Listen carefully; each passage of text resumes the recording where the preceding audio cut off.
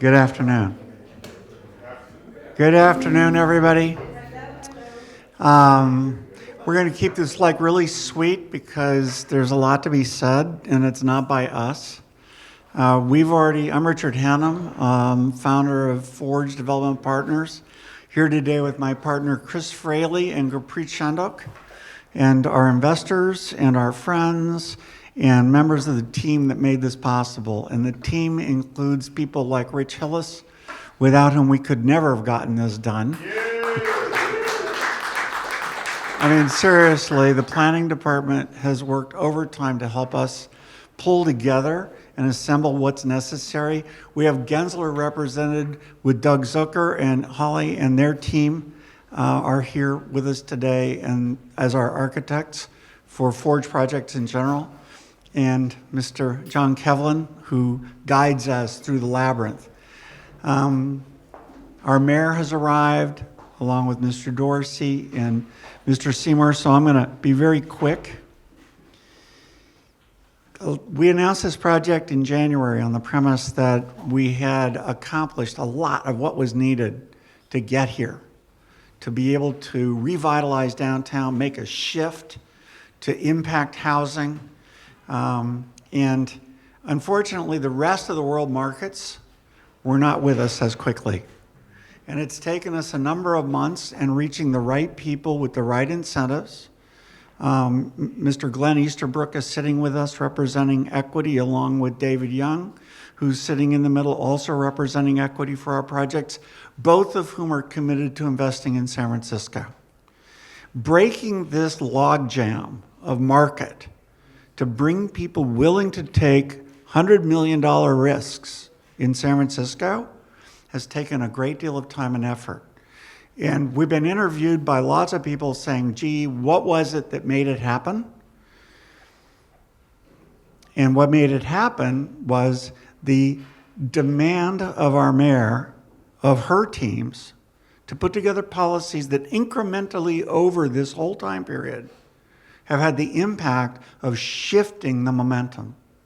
And without that consistent leadership, many things in sequence, this could not happen.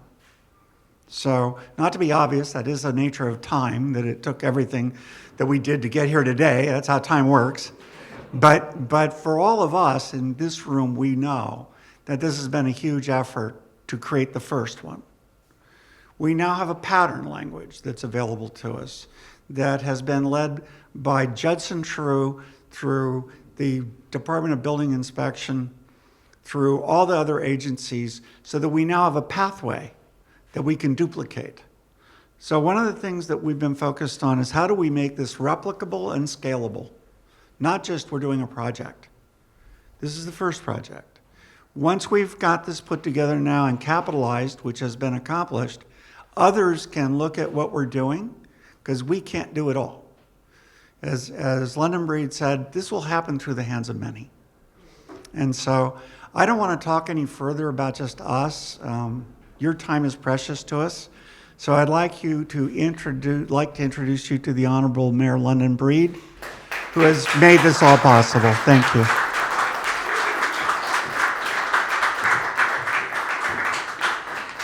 Thank you so much, Richard, and I'm so glad to be here because I've been talking about this project for a long time now. And more importantly, what I have said to people time and time again, because we know that people were like, downtown, downtown, downtown. And what I've said time and time again, downtown isn't going to be what it was before the pandemic, but it's going to be something better. It's going to be a 24/7 neighborhood. And the way that we accomplish this goal is not just about building new laws, it's about getting rid of old ones. Because before the pandemic, we made it so difficult for anybody to do anything. And the city was mostly focused on, what can you do for me? What can you do for the city? And how much can you give us? And also, we were focused on restrictions. You can't have this kind of space here, you can't do this here, impact fee there, affordable housing fee there, everything that you can think of. And it is no wonder that when you are trying to build housing in San Francisco, it can cost anywhere between $800 and $1.2 million a unit, and that's for affordable housing. So if we want to be serious about housing production, if we want to be serious about making downtown a 24/7 neighborhood where you work, where you live, where you play, and meeting the goals we have in my 30 by 30 plan to bring 30,000 new residents and students to the downtown by 2030, then we got to stop saying no, and we got to get to yes. Today represents getting to yes, and how it's never just one thing, as Richard said. It is so many pieces to the puzzle that make something like this possible. And part of that starts with rezoning the entire downtown, which takes off about 2 to 3 years of a process to rezone a building like this, saving time and saving money. What is also very helpful is waiving the transfer tax when you do convert, creating another financial piece to the puzzle. What also helps is reducing impact and inclusionary housing fees, because what good does it do us as a city if it doesn't happen anyway? So how do we remove those barriers? And then just recently, I was with the governor about last week, or I don't know, every day feels like Monday, but I was just recently with the governor, and he signed a number of legislative pieces regarding housing, including a new financing tool for the downtown San Francisco, one that will allow us to do somewhat like a redevelopment agency tax increment type system and get that money on the front end. And what I'm so excited about is all these little things add up to one big thing, a new opportunity for 124 new units in a space that could use it. Creating an opportunity in a space that is central to downtown, bringing people to this new downtown neighborhood. That's how we make magic happen. That's how we get to yes, and that's how we deconstruct city bureaucracy. And look, if I had my way, I'd take the charter and all this stuff, put it in ChatGPT, type up a few things, and spit it out and start from scratch. And so what will happen, and here's the big difference, because the arguments sometimes are, well, you're giving away this and you're giving away that. Well, if nothing is happening, what are we getting? And more importantly, what do you think we're going to get in the future? What kind of investment will that be in San Francisco? That investment of tax revenue, that investment of the people who live here, who spend money in our city, that investment of a thriving downtown center, which is what we need to make this downtown neighborhood. So I am so excited because this is one of the first, but it won't be the last. We have the Warfield also doing something very similar. We have the old I-Magnin building, but they had to go through the 2 to 3 year process to even get started. We have other buildings that we have identified, and we want to make it easier to get to this point. And more importantly, we want to make it easier to do more in these places downtown rather than the limitations that have always stopped us from moving forward. We even introduced legislation, so now work spaces could be on the bottom floor. YesSF just opened a new workspace next to a coffee shop, a retail space next to a workspace. Can you believe that was not possible? And this is where we are now with San Francisco. This is where we have to be. If we're going to bring more residents to the downtown, we have to convert to more housing. If we're going to build new housing units down here, we have to continue to get to yes. And again, now with SB 423, and I see our YIMBY folks in the audience, there won't be the obstruction that used to exist that makes it impossible if we are doing what is in the laws to do, the same height, same, all the things you guys as developers know you are required to do, the obstruction is removed. This is the work that we have been doing to get to yes. And now we get to experience what it looks like. And this is why this is probably one of the most exciting projects that we will see. And I'm looking forward to that. And let me just make sure that I got all my stuff. I just want to thank you again, Richard from Forge Development, and for your work and your commitment, and honestly, betting on this city. Because people have been talking a lot of mess about San Francisco and saying a lot of bad things. And it's almost like I want to keep a little secret, because you see what's going on outside. It's thriving, the weather's beautiful, the restaurants this weekend were out of control. Cambodia Day was insane in Union Square. I mean, this city is hopping, and downtown is becoming something that it has never been. Fun.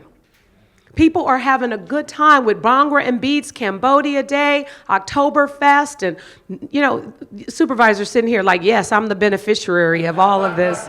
Because you are. It's becoming a real neighborhood, and we are making that happen. And what we have told people time and time again is never, ever, ever bet against San Francisco.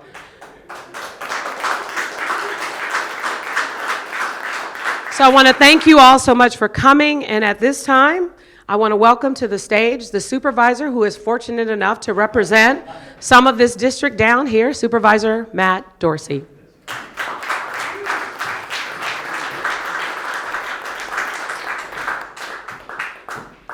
Thank you so much, Mayor.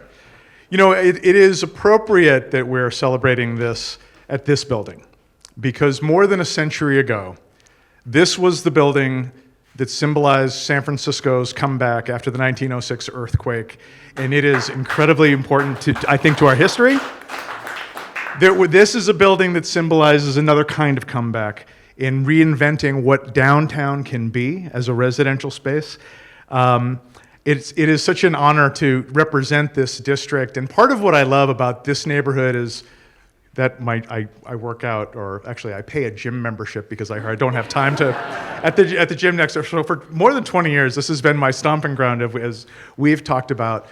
So I've seen a lot of changes in this neighborhood, but Mayor Breed is right.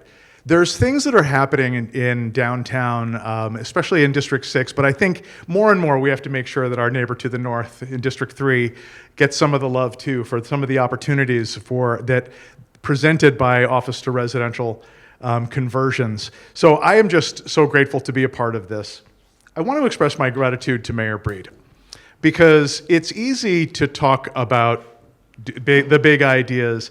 It's a lot harder to understand all the multitude of ways that there have to be little adjustments here and things there and trade-offs here to make these things pencil out. This isn't easy. And what I have really enjoyed in my 2 years on the Board of Supervisors, being a partner with Mayor Breed and her team, as we're going through a difficult time in real estate with interest rates and other factors, many of them beyond our control.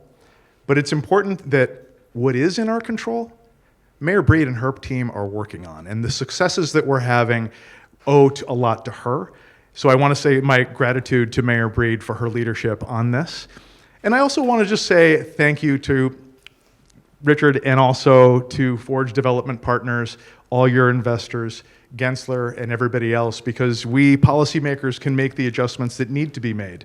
But at the end of the day, this is your risk too. And I think it is something that we appreciate, and I will tell you this, I will never forget when everybody's looking back on this saying, that was such a smart thing, I'm going to be reminding people, the people who bet on San Francisco.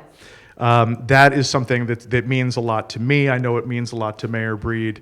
And this is something that we all have an investment in getting this right, because what happens here, the success of this, is something that we need to replicate all over this city. It's going to benefit what we need to be doing to have affordable housing and be a more inclusive and equitable and affordable city, but it also is a way that we can preserve the beauty of this city as well. So with that, I just want to express my gratitude to all of you for inviting me to be a part of it. I followed one mayor, and now I'm going to introduce another. You may be aware that there is a book that came out this month about the mayor of the Tenderloin, and somebody who has meant a lot to me, and actually when I was considering whether I was even going to ask for this job. I had a long heart-to-heart talk with some people, and one of them was Del Seymour. And I really appreciated that, and I have often said that if there ever comes a day that I regret the decision to become a supervisor, I'm going to blame Del Seymour for that. So please welcome the mayor of the Tenderloin, Del Seymour.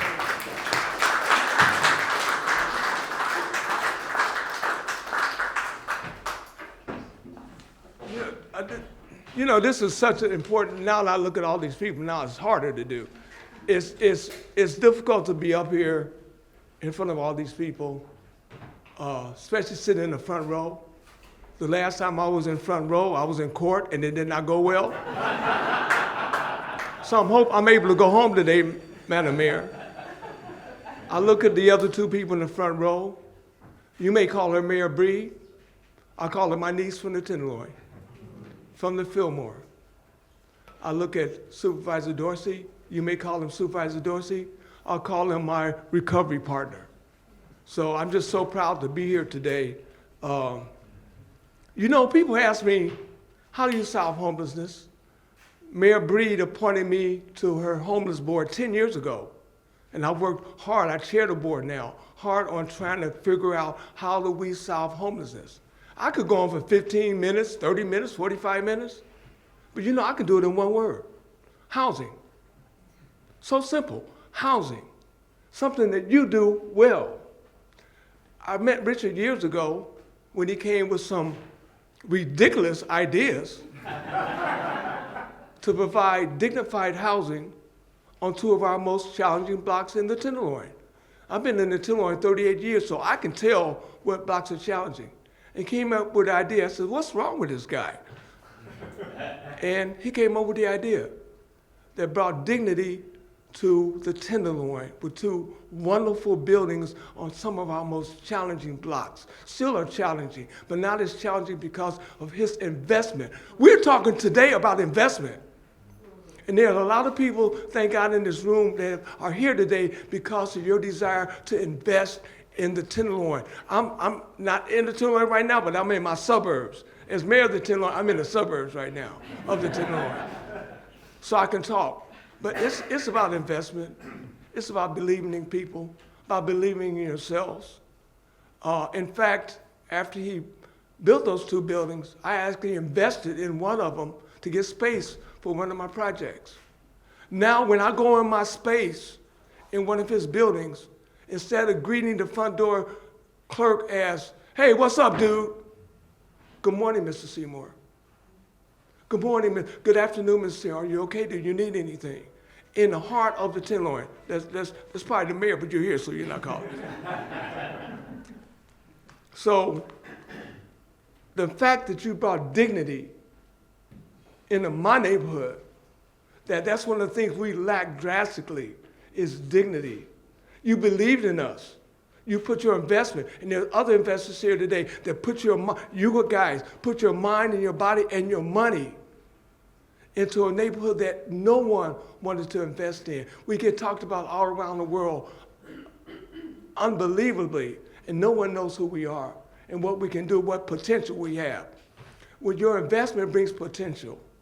You may not get your investment back next month or next year, but in a few years you will see that you have done the right thing. And Richard, I really want to thank you. I live there. I love the neighborhood.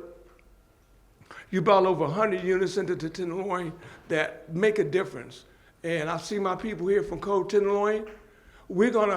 They're my people from Code Tenderloin who we really believe in the Tenderloin, and we're going to have a lot of our people moving in there. We're bringing other clients in because the Mayor's Office of Housing has made some opportunity gateway for us to get in there. And that's what it's about. That's what it's about for us to live. See, the media tells all kind of BS about the Tenderloin. We got so many people that will get up every morning, 7 o'clock in the morning, 6 o'clock in the morning, and go to work every day and never get recognized. We got our seniors, never get recognized. But because of building and investment and acknowledgement, now we are being recognized as just a typical community in San Francisco. A building like this right here is going to be so amazing in my Tenderloin suburbs. I just can't wait for it to be open. So Richard, Thank you. Mayor Breed, you know I love you. Thank you. Matt Dorsey, thank you so much. And investors, everyone, investors, please, I don't want to embarrass you, but I am. I don't care about embarrassing nobody. Raise your hands. Raise your hand.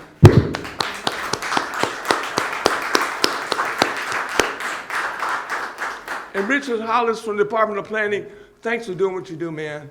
And you know, I work with you daily. Thanks for doing what you do. And everyone else that's here today, thank you. God bless.